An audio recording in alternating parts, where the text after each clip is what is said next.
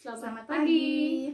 Nah, kali ini kita ketemu lagi dalam diskusi kelas setiap hari Selasa dalam mata kuliah Agama dan Masyarakat Minoritas dari kelompok 3.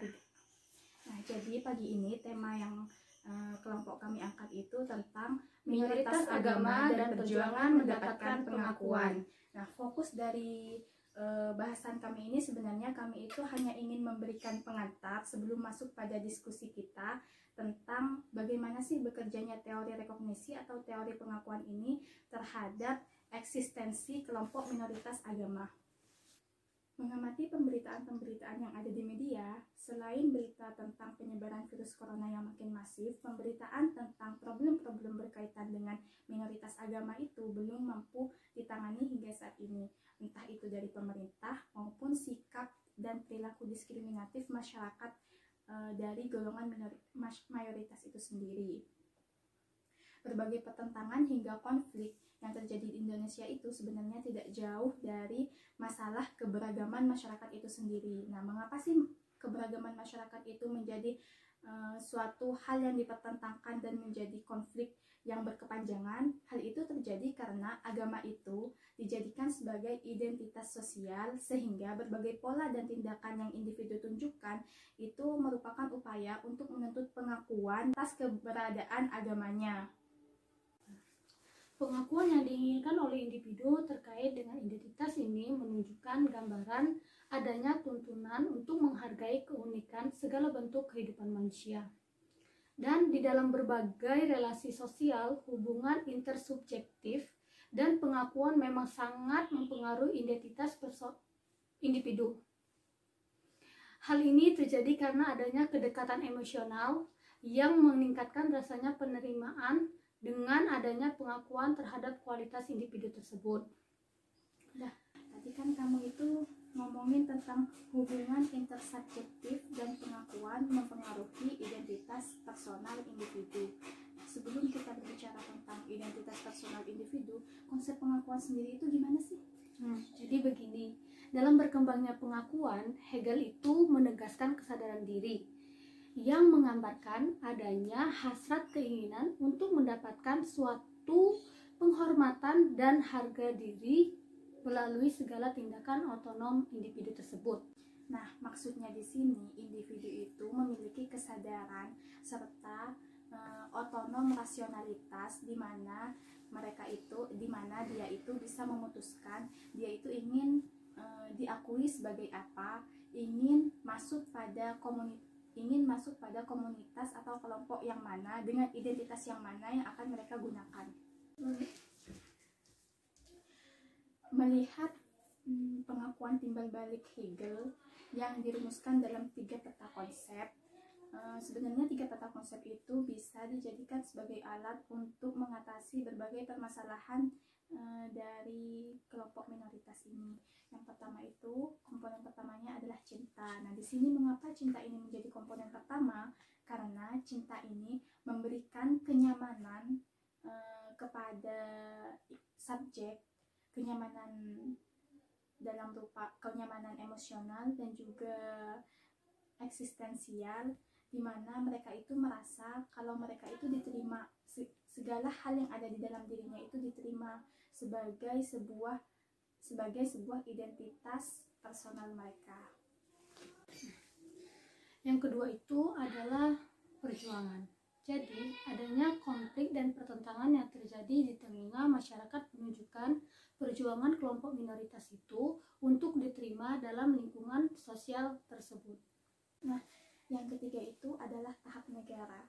Jadi, setelah individu melewati 2 tahap yang tadi disebutkan, yaitu tahap cinta di mana dua subjek mendapatkan kenyamanan, dan tahap perjuangan yaitu semakin berkembangnya penerimaan terhadap identitas personal. Yang ketiga itu subjek itu mulai mengakui dan mengenali kualitas dan identitas dirinya, sehingga 2 subjek ini bahu-membahu saling berkontribusi dalam menciptakan kembali tatanan sosial yang mereka tinggali.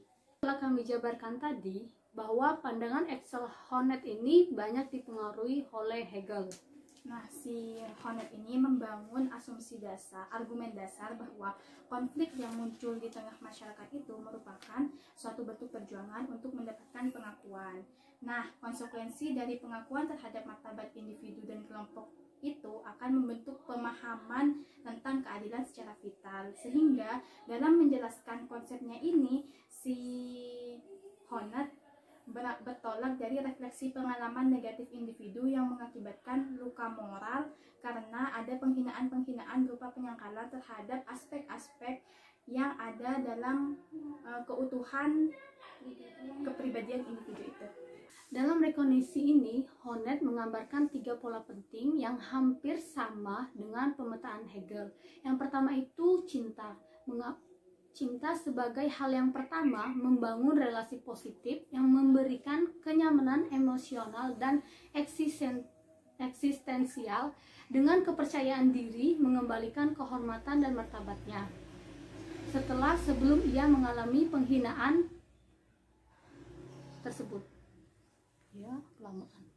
Jadi gini, nah ketika sebelumnya si individu ini mengalami penghinaan, dia ini akan menggunakan cinta sebagai jalan untuk mencari kenyamanan eksistensial dan kenyamanan emosional dari orang-orang terdekatnya, sehingga dia kemudian dapat diterima oleh lingkungan sekitarnya.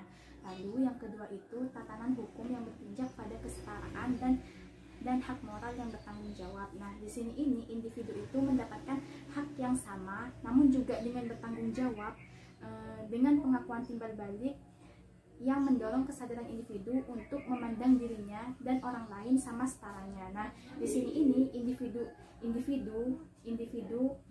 kelompok minoritas dengan kelompok mayoritas ini memiliki pandangan yang sama tentang kesetaraan hak dan kewajiban. Jadi tidak ada pembedaan yang mengunggulkan satu di antara yang lainnya. Lalu yang ketiga itu mana yang ketiga? Yang ketiga itu tentang solidaritas sosial.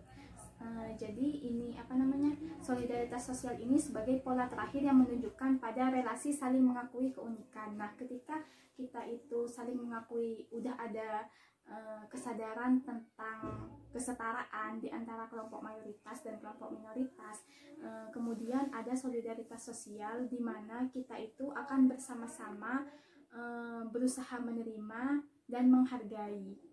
Nah, ketika jadi kelompok minoritas ini enggak cuma berusaha menerima dan menghargai, tapi dia itu juga dihargai dan diakui tentang keberagaman yang menjadi ciri khas mereka sebagai bagian dari kelompok dalam skala besar. Inti dari teori rekognisi atau teori pengakuan ini, sejatinya segala eksistensi dari kelompok minoritas itu ada karena mereka itu ingin diakui, ingin diterima di dalam lingkungan pergaulannya tanpa harus menghilangkan identitas mereka. Nah, jadi eksistensi kelompok-kelompok minoritas agama yang dianggap ancaman oleh masyarakat beragama mayoritas sejatinya adalah bentuk dari usaha mereka untuk mendapatkan penerimaan serta pengakuan dalam lingkaran solidaritas sosial masyarakat tanpa mereka menghilangkan identitas sosial mereka sendiri. Identitas kelompok.